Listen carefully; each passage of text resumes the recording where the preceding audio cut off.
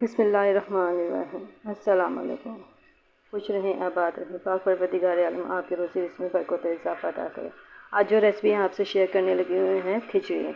ये मैं मज़ेदार खिचड़ी बनाने लगी हूँ माश की दाल की। साबुत माश की दाल होगी, जिसके लिए मैंने 1 किलो चावल लिए हैं और 1 किलो चावलों में मैंने तकरीबन एक आधा पाव के करीब जो है ये माश की दाल ली है, जो कि साबुत छिलके वाली है। और इसको मैंने बॉयल करके रखा हुआ है। ये अच्छी तरीके से गली हुई दाल है। साथ ही मैंने अदरक लहसुन का पेस्ट लिया है। साबुत गर्म मसाला है पूरा, ये 1 टेबल स्पून मैंने लिया है। साथ में हरी मिर्चें हैं 10 से 20 अदद, और ये प्याज है, और इसमें मैंने अदरक जूनियर कट करके डाली है। गर्म हो रहा है, इसमें मैंने ये प्याज और अदरक जो कि मैंने जूनियर कट करके कट रखी हुई थी वो मैं शामिल कर रही हूँ, और साथ ही गर्म मसाला भी डालूँगी। और ये इस तरीके से इसको मैं फ्राई करूँगी।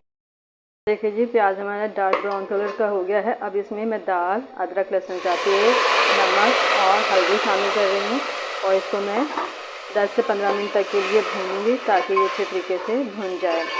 ये बहुत मज़ेदार खिचड़ी बनती है।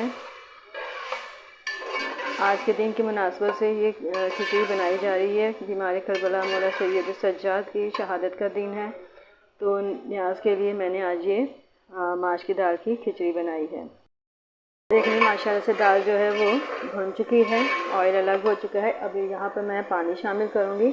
यहाँ पे थोड़ा सा मैंने इमली का पानी लिया है, वो भी खटाई के लिए डालूँगी, ताकि थोड़ा सा हल्का सा तीखापन भी आ जाए, खट्टा हो जाए। और ये पानी मैंने शामिल कर दिया है। जितने आपके चावल हैं उससे थोड़ा कम पानी डालिएगा, ताकि चावल आपके अच्छे निखरे निखरे से बने।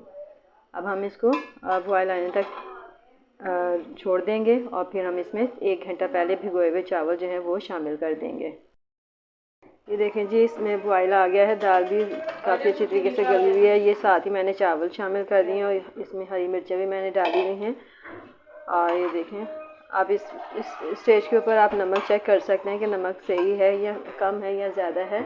और यहाँ पर मैं इसमें 1 चम्मच जो है भरकर अजीनोमोटो का डाल रही हूँ। अजीनोमोटो से खिचड़ी का टेस्ट जो है बहुत मज़ेदार हो जाता है। आप इसी तरीके से डालिएगा, बहुत मज़ेदार होती है ये देखें जी माशाल्लाह से। अब मैं इसको इस स्टेज पर जो है दम पे लगाऊंगी। इसका दम जो है बहुत अच्छे तरीके से होगा। चावल देखें माशाल्लाह से कितने लंबे लंबे हैं। अब इसको मैं दम पर रखूँगी 10 से 15 मिनट तक के लिए। ये देखें माशाल्लाह से जी, हमारी खिचड़ी तैयार हो गई है। ये देखें माशाल्लाह से बहुत प्यारी खुशबू आ रही है। और ये देखें चावल कितने लंबे लंबे हैं, खिले खिले से चावल हैं। चावल टूटे भी नहीं हैं, ना ज़्यादा गले हैं। जिस तरीके से नॉर्मल होने चाहिए ये सेम उसी तरीके से हैं। आप भी इसी तरीके से आप इस रेसिपी को फॉलो करें, इसी तरीके से आप भी खिचड़ी बनाएं। बहुत मज़ेदार बनती है। और यकीनन आपको मेरी ये रेसिपी पसंद आई होगी। अगर मेरी रेसिपी पसंद आई तो लाइक करें, शेयर करें। और अब आइंदा आने वाली वीडियो तक के लिए मुझे इजाज़त दीजिए। खुदा हाफिज़।